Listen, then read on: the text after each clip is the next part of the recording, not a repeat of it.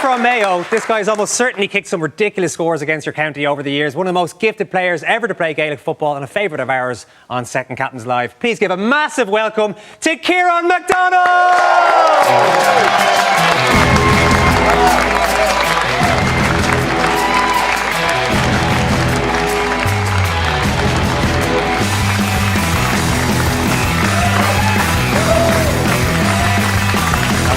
Thanks for making it, man. Yeah.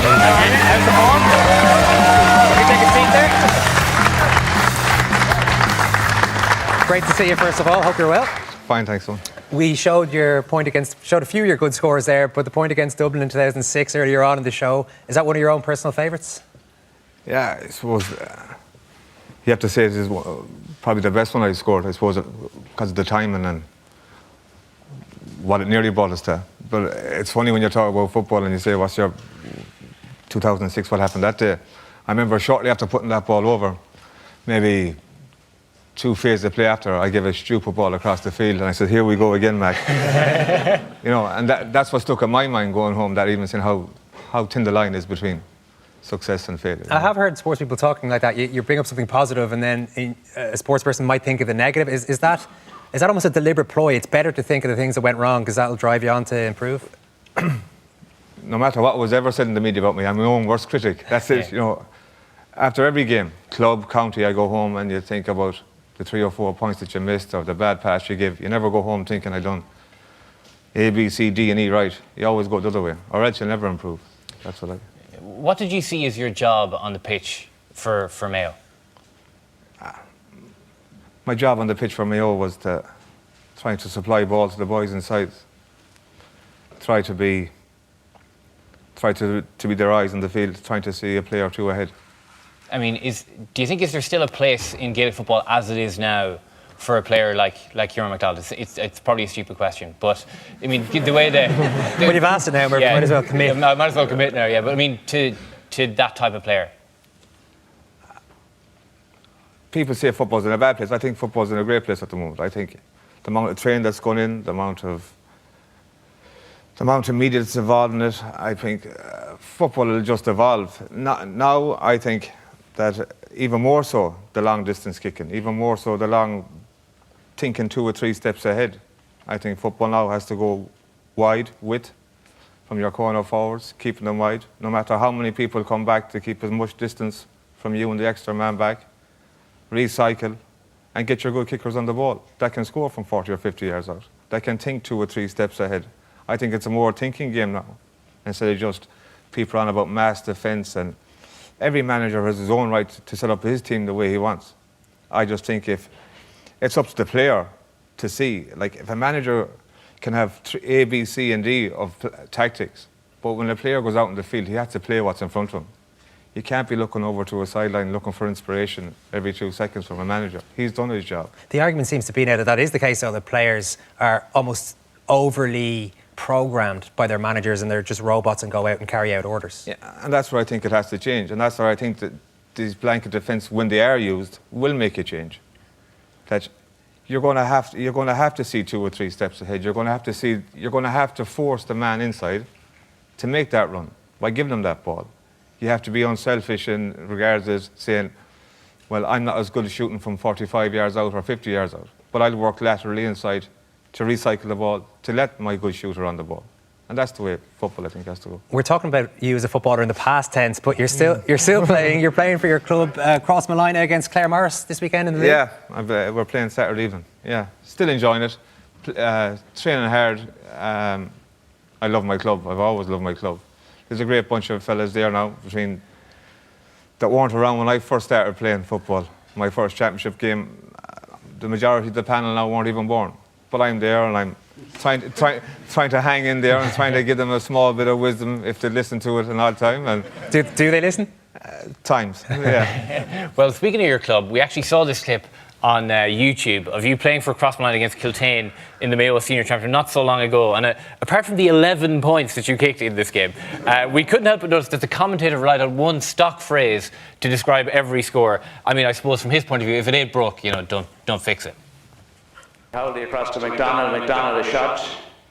McDonald a point. Off the post. Joe Keane back to McDonald. McDonald is shot. McDonald, point. Jonathan O'Boyle inside towards McDonald down in front of the goal. McDonald is shot to McDonald a point. Kieran McDonald goes on. It's still Kieran McDonald. Kieran McDonald is shot. Kieran McDonald a point. Keating across to McDonald. McDonald is shot. He's not going to say it this time. I don't think so. And McDonald a point. Okay, there we go. Oh, yeah. You turned 40 this year, if you don't mind me saying. You turned 40 years of age this year. 40, yeah. And you're still, as we said, you're still playing. What actually keeps you motivated? Is it just, you said you love your club, is it just a love of playing the game? Yeah, I love football. I just love it and love reading about it, love watching it, love trying to learn. You can learn. I go to under-7 training. You can learn from them. I just love playing the game, and I often get word to say, well, are you going past it? Are you making an ass of yourself? Well, I'd hope that somebody would tell me, Ciarán, enough is enough. I hope at this stage it hasn't come, and I keep going for another one. You can learn, you said you can learn, you see kids playing, you can take something from that in terms of how you think about your own game? Yeah, well, people are on about defensive football, as long as it doesn't get into underage, as long as coaches don't go out to a 7-year-old and stop them running helter-skelter, stop them having fun, well then I'm all right with the way senior football is going. But if it comes into under-10s and under-12s and under-14s, well then something has to be done, because you go out there to 7 and 8-year-olds and they're all chasing the ball, and you'll see one fella that might step back and you'll say, yeah, well, there's football there, you know. Now, Ciarán, you were a flair player, I guess, to describe you, but you can't play like that without being able to handle yourself in the field. And we've talked to a couple of your previous opponents over the years who have confirmed that you were well able to handle the physical side of it. Did that physical strength come from your... Because I've often read that would have come from your day job as a pipe player. Yeah, I never went to gyms. Many's the manager that I've had words with saying, and I haven't turned up for gym sessions because, and I just didn't do it. My work stood to me. I never changed what I'd done for 25 years as regards work. I used to get up at 4 o'clock in the morning, used to, whatever part of the country I was working in, I go there, work on a Monday usually, you get up at whatever, 4 o'clock, you'd work longer Monday night because you'd be getting away Tuesday for training. So you might head away at 6. And within 2 hours drive, I come home to Castlebar for training. You get out of the van and you go train from 8 to 10. Then you go home and you get up the next morning at 4. And I never had to do a gym work because it just stood to me. And as I said, I wouldn't change it. Yeah, I mean, if you were ever any further than 2 hours away, we've heard a story that you just rock up to club training sessions and just say, sorry, Ciarán McDonald here, do you mind if I join in? Is that true? False. No, I'd be too shy to rock up and say, I'm Ciarán McDonald, here I go. And so if I'm in an area, I'd get to know who's managing, what's happening, and I'd ask their permission, could I rock up and play? So then I'd go. Start handing out McDonald 11 jerseys to the rest of the yeah, sign them. Did you find it a healthy balance? Because it's a tough, physically demanding job that you were doing off the field and on the field. And that's a lot of travelling to be doing, a lot of work, both in a professional sense and in the amateur sense with the GAA. When you were working, could you forget about football? And when you were playing football, could you forget about work? I suppose that's why I was looking the game in the work I was at. For maybe 1 out of the 20 had interest in football, would ask you about football. They'd be more interested in work. They'd be more interested in horses. They'd be more interested in anything bar football. So I could go to work and I was just a normal Joe Soap working my 10 or 12 hour day till I went training, you know. So would I be able to handle an office job where it was talked about all day or a big game coming up? No, I'd probably be happier away working the way I was. Did you ever try it? The office job, nice handy 9 to 5? Yeah, I remember, yeah, my mother's going to kill me now. I remember I came back, maybe I was 20 years of age, and I got a job in one of the financial institutes. and I remember I started working on Monday with big reservations. And on Tuesday morning at 11 o'clock, I arrived home, and Mom said, "What's happening?" I said, Mom, I went out for a pack of biscuits, and I said, I'm at home. And I says, I'm not going back there again.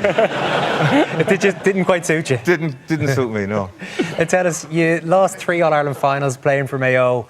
And this is the story of any Mayo footballer you talk to, unfortunately. A lot of amazing days and it not happening on the big day. Did you, on each of those mornings when you were heading to Croke Park, did you believe within yourself that you were going to win? Oh, yeah, every time. A lot of the results proved otherwise, and we were badly beaten in the finals. But every Sunday morning that I woke up for an All-Ireland final, I firmly believed I would.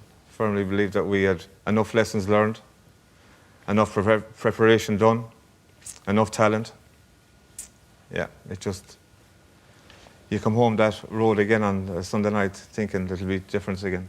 Do you still think about those days? Is it a thing that you've kind of pushed to the back of your mind, or is it still pretty raw? Oh, it's pretty raw. You know, you'd have a mad illusion in your head that you're still good enough to play inter-county football, with the hope of getting an All-Ireland title. Yeah. There's a bit of support in the room for you there. You know, no, they're great. They're defeats, but they're great memories. You know, it was great to be there. Would it be great to have an All-Ireland title at senior? Of course it would. The reaction we had, Ciarán, when we said last night we were going to have you on today was absolutely unbelievable. I don't think we've ever had a reaction from within a county about somebody coming on like we had from Mayo people, which shows the esteem that you're held in there, I think. Is it fair to say that relationship was rocky at certain times, that you did have your difficulties with fans from time to time in your Mayo career? I suppose everybody has trouble with fans at certain points of their career. Mayo people just... They expect an awful lot. They expect All-Ireland titles. When you lose so many, they always expect the next one to be a winner's medal. So, did I ever wish that I wasn't playing football for Mayo? Never. No. Would I? Even around 2003, there was an incident. You were playing an away game in Fermanagh, and you left the panel, I believe, because of some stick that you were getting that day. Well, I remember playing it. I remember the day. It wasn't stick towards me because I was well able to handle the stick. It was stick towards a member of my family, which I thought at the time was very much out of order. It wasn't my sister's fault that I was kicking the ball 10 yards wide. That's it. But I didn't think that me personally playing a football game should affect her. So at that time, I said enough was enough. And do you regret that now? You weren't away for that long. But if you were to have that decision back? No, I wouldn't change it. I still think... Well, I still think the people that were giving my sister abuse she shouldn't be put through that because I was playing football. No, so I wouldn't have changed it. You came back, Ciarán, in 2004 and won an All-Star that year. So I think in good times and bad, the one of the consistent things about you is that you almost never did interviews during your career. Why was that? Number one, I'd be a shy person individually. I'd be introvert. I wouldn't be extrovert, no matter what people say about me. My job was to play football. My job was, at the time, to play for Mayo. I didn't think doing an interview, I put enough pressure on myself on a football field without adding to it by saying something in the paper, by maybe annoying a manager. No, so I thought it was better left alone. I had no real interest in it, and plus the work I was in, construction work, you don't really talk about it. You know, you don't... You were worried about how you might be perceived by the people you worked with, in part? No, it's just... It's a different type of a culture. It's not... You don't open up to all the things that you know what I mean. You don't be seen to be opening up or talking to papers, and so I just thought it was better. Yeah, because it was weird. Like, we interviewed you on the radio 3 years ago, and we actually didn't know what your voice sounded like. It's a weird thing, given every sports star now nearly. You know what they sound like. You know what they look like. That was just such a strange thing for us, even just on a personal level. Yeah, as I said before, it didn't interest me. You know what I mean? I just thought it would be taken away from my game, taken away from the team, taken away from the chance of winning an All-Ireland title. So I thought it was better left not done. It's funny that you've used the word shy a couple of times to describe yourself, introverted there. I think we'd all have seen you on the field and just assumed differently. It's the way you played, the way you looked on the field, everything about it screams, look at me, you were the centre of things there. But that sounds like it's exactly the opposite of how you wanted to be viewed off the field. Yeah, off the field it's totally different. On the field I'm comfortable. On the field it's natural. On the field I'd spend 10 hours a day on a football field if I could. The likes of this, not so much. Was that always the case that you that was just from when you were a kid right the way up, that was where you felt you could be yourself? Or not necessarily be yourself is the wrong way, but that you could show off a bit? Yeah, as I said before, I just love the game. And it comes kind of easy. You can see a few steps ahead, and I just, out there, it's natural. You know what I mean? It doesn't... I don't know if you think in any way that it would have fitted people's perceptions better, maybe if it would have been an easier fit if you had been doing interviews and you had been an attention seeker. But what you were actually doing was you were looking how you were because that's just how you wanted. That's just your choice of how you wanted to look. In ways, you think that and not doing interviews added to a bit of a mystique around you, around what you were like? Because I kind of get that sense that people don't really know who you are, and this mystique has grown a little bit. Possibly, I suppose. Anybody can have a digger, anybody can say what they want about you when you know you're not going to talk back. So I spent my whole football career with people just presuming what I was, presuming what they thought I was, knowing that I wasn't going to say anything else to make it any different. And it didn't bother me. It didn't bother me as long as my family weren't affected and as long as I was still playing good football. It didn't really bother me whether I wore white boots or... It didn't bother me. I suppose the last question, the key question, Ciarán, is Mayo for Sam 2015? Yeah, of course. Of course. Are they the front runners at the moment? No, they're not. They have a new management team, work to do. Hard to get used to 30 new players again. Are they in the top 4? Yeah. And will they be at the top table come September? We don't know. Hopefully. Hopefully, yeah. Well, listen, Ciarán, it's been absolutely great. Really appreciate you making a rare appearance. Thanks so much. Ciarán McDonald, everybody. We've got one more task here because you're the man who can change the good wall. We're just going to spin over and we're going to have a look at the top 10. You can stand out here, Ciarán. Perfect. Murph, top 10 Irish sports people of all time at the moment. Okay, so number 10 is Johnny Giles, Paul O'Connell is 9, Ron O'Gara is 8, Paul McGrath is 7, George Best 6, and then the top 5 is A.P. McCoy, Katie Taylor, Rory McIlroy, 2 is Henry Shefflin, and number 1 is Brian O'Driscoll. All right, who are we adding to that top 10? Tough decision, but Maurice Fitz. Maurice Fitzgerald? Come on. Yeah. What did you like about him in particular?